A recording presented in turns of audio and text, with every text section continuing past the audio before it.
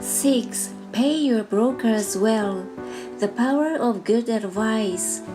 Sometimes I see people posting a sign in front of their house that says, "For sale by owner," or I see people on TV claiming to be discount brokers. My rich dad taught me to take the opposite approach.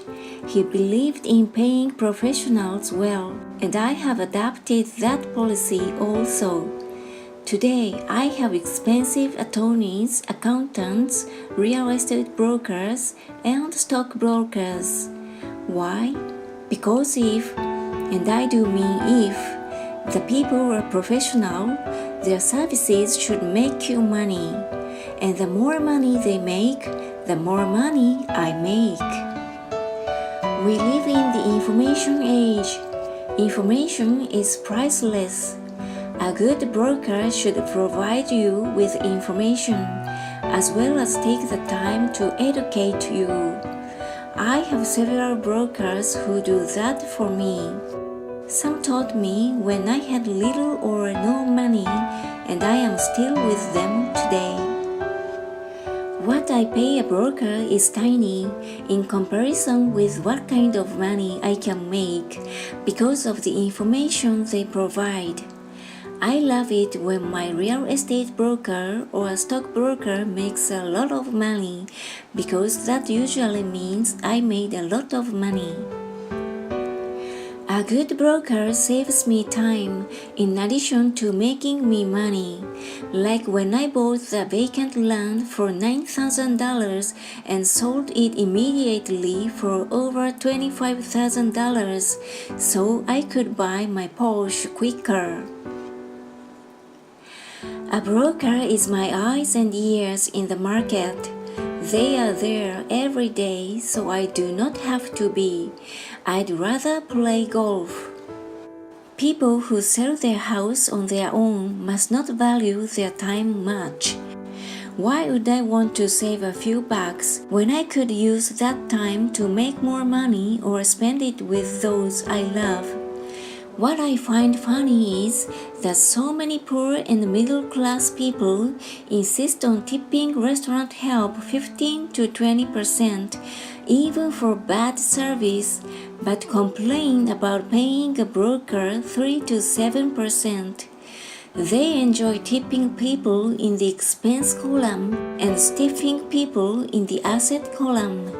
That is not financially intelligent. Keep in mind that not all brokers are created equal. Unfortunately, most brokers are only salespeople. They sell, but they themselves own little or no real estate. There is a tremendous difference between a broker who sells houses and a broker who sells investments. The same is true for stock, bond, mutual fund, and insurance. Brokers who call themselves financial planners. When I interview any paid professional, I first find out how much property or stocks they personally own and what percentage they pay in taxes. And that applies to my tax attorney as well as my accountant. I have an accountant who minds his own business. His profession is accounting, but his business is real estate. I used to have an accountant who was a small business accountant, but he had no real estate. I switched because we did not love the same business. Find a broker who has your best interests at heart.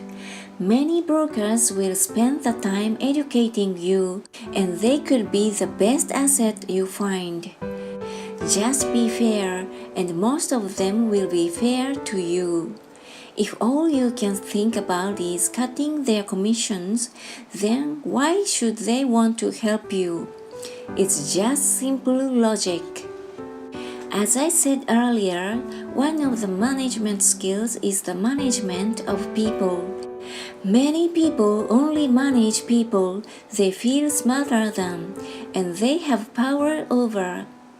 Many middle managers remain middle managers, failing to get promoted because they know how to work with people below them, but not with people above them. The real skill is to manage and reward the people who are smarter than you in some technical area. That is why companies have a board of directors. You should have one too. That is financial intelligence. 7. Be an Indian giver. The power of getting something for nothing. When the first European settlers came to America, they were taken aback by a cultural practice some American Indians had. For example, if a settler was cold, the Indian would give the person a blanket. Mistaking it for a gift, the settler was often offended when the Indian asked for it back. The Indians also got upset when they realized the settlers did not want to give it back. That is where the term Indian giver came from, a simple cultural misunderstanding. In the word of the asset column, being an Indian giver is vital to wealth. The sophisticated investor's first question is, how fast do I get my money back?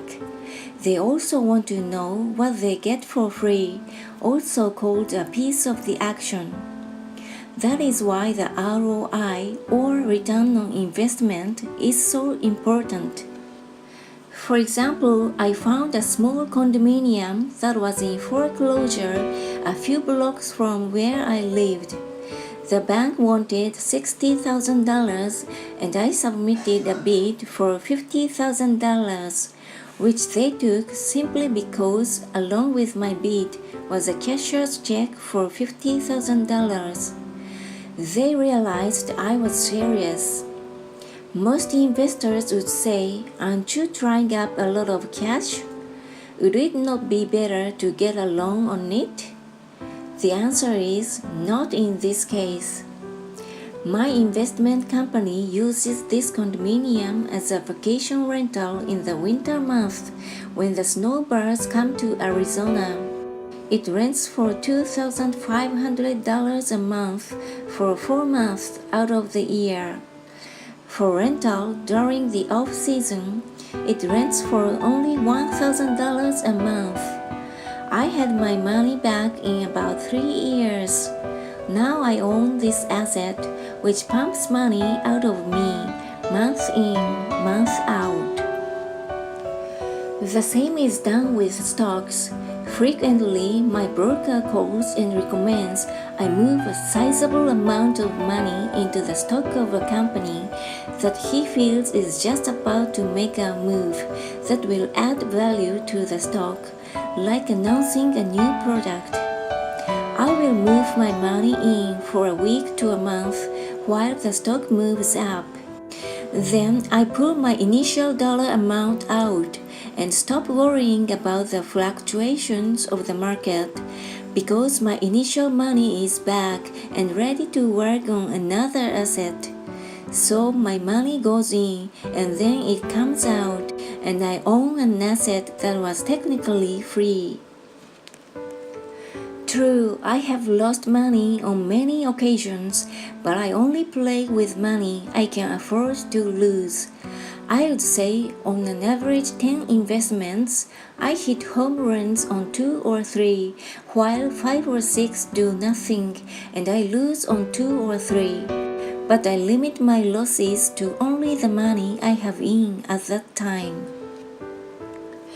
People who hate risk put their money in the bank. In the long run, safe savings are better than no savings, but it takes a long time to get your money back, and in most instances, you don't get anything for free with it. On every one of my investments, there must be an upside, something for free, like a condominium, a mini storage, a piece of free land, a house, stock shares, or an office building.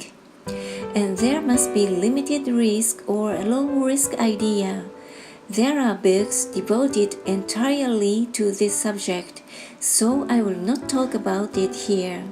Ray Kroc of McDonald's fame sold hamburger franchises not because he loved hamburgers, but because he wanted the real estate under the franchise for free. So, wise investors must look at more than ROI. They look at the assets they get for free once they get their money back. That is financial intelligence.